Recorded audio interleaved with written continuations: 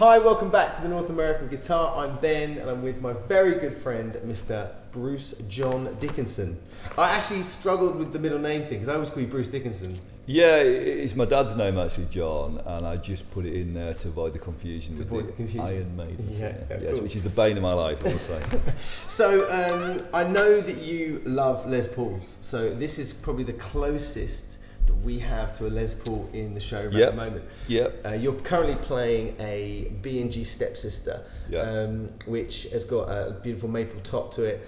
Also, this has got the kick buckers, which is kind of like a blend between a P90 and a humbucker. Right. So I thought we'd just sort of put the guitar in your hand and maybe you can talk us through what you like from a guitar and see what it can do. Well, you know, although it looks a bit Les Paul-like, it's absolutely got its own thing going on. So that's the first thing. You know, I'd be attracted to this because I'm like, okay, I do the Les Paul thing, so I pick this off the shelf. But it's really got its own character. What's amazing is how musical it is. So my thing is, I'm always trying to sound like an aggressive version of Brian Robertson off Live and Dangerous, like in Lizzie.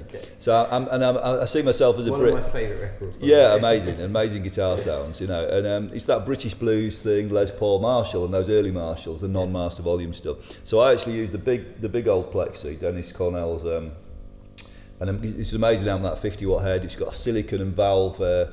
A silicon and valve rectifier switch, so you can go from 1968 to 1972 with a sweet flick of a switch. Just tightens it up a little bit, you know. So this little Plexi is a 7-watt, and there's an awful lot of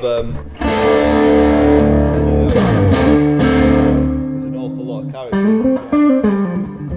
7 watts, you know. I'm not even running it on full power either. You know. So, but this straight away there's this kind of. It's a bit 335 like. It doesn't hang like a Les Paul, and it gives you a bit more back. The Les Paul's like a plank. This is like a kind of, I don't know. It's its own sound, very very distinctive, and it's just A, B, and G sound. B and G sound. Well, that's exactly, I think so. And it's great for that sort of if you're going. For the sort of classic blues, I think so, sort of cream, you know, that sort of.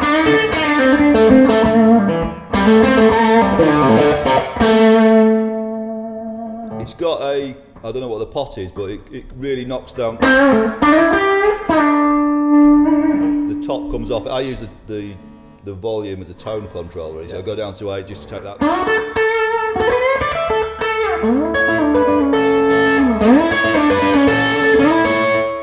It gets more mellow. The volume's not really changing because I'm ragging the amp fairly hard. The little 7-watt amp is kind of, and I love that kind of suppressed power you get when the amp's kind of hot, but the guitar's down. That kind of little wing.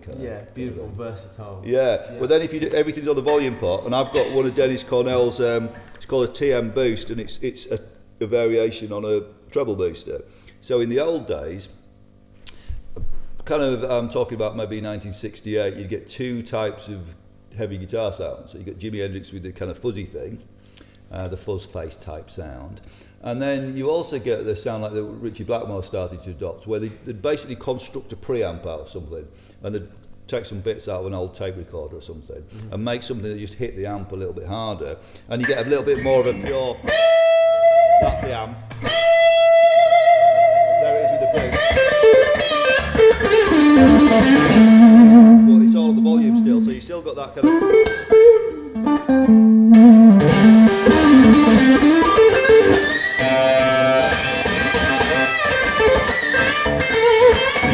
So it's all there, and they just tended to leave them on. So Dennis's version is really lovely.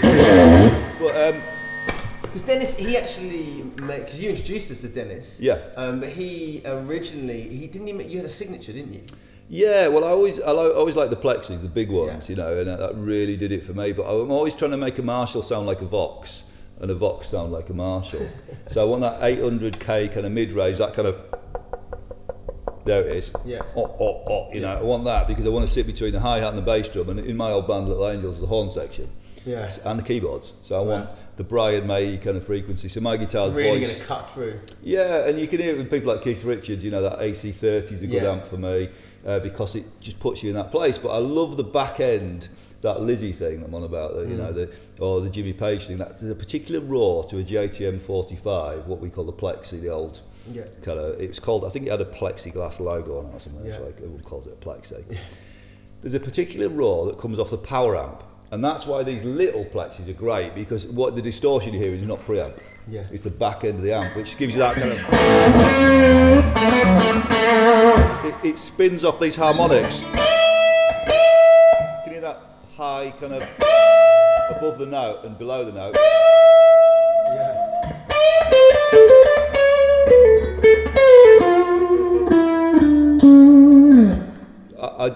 I don't get that off preamp. And just quickly before we move on to another guitar, just tell us about the neck and how you're feeling when you're playing that. It's a struggle for me because I like a very high action. Yeah. So it's not for any kind of macho kind of big strings, you know. It's just I find it easy to play with high action because I'm not a big technician. I hit the guitar very hard. Yeah. The shape of the neck's good. It's heading towards a 58 style neck, which is a bit chunkier, but it's not too ridiculous. It's not too chunky, is it? No. The fret size is nice. Yeah, so the fingerboard, it's heading towards a 58 in that it's quite chunky, and that, you know, those big necks give you more sound. Yeah. Absolutely. You know, when you head towards those thin kind of skinny Ibanez things, they're absolutely a compromise in your mid-range, you know. Yeah. And I like that mid-range because that sounds good in a band. And I like a guitar that you fight. I don't like it to be too easy, and this has the potential. I'd raise up the action a little bit, but what you put into it, really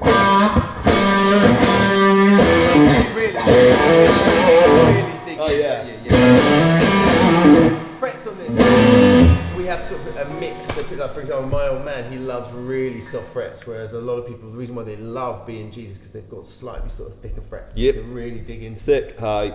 Yeah. That does it for me. And for like, I like a primitive element to blues. Yeah. I don't like it to be too West Coast session-y. I like it when other people do that. For me, I want primitive. I want to belt the thing, and I need big frets to kind of. But these are not ridiculous, you know. They're not crazy. But it suits that player who likes roots in the music and wants to be connected to the wood. Yeah. I think a big fret. Although I'm hitting it hard, I'm not having to press down too. Yeah. Because you got that nice fret, and you're pressing the other side of it with your fretting hand.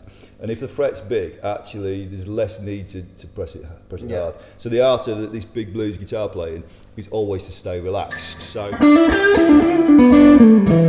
a bit like playing tennis. You couldn't do it with not that I play tennis, but I can't imagine. I can never tell from that action. I can't imagine it do very well if you're tense. You know? No, absolutely not. Or cricket, you know, I've never played cricket in my life. But you need to name a sport that you could play. Fishing.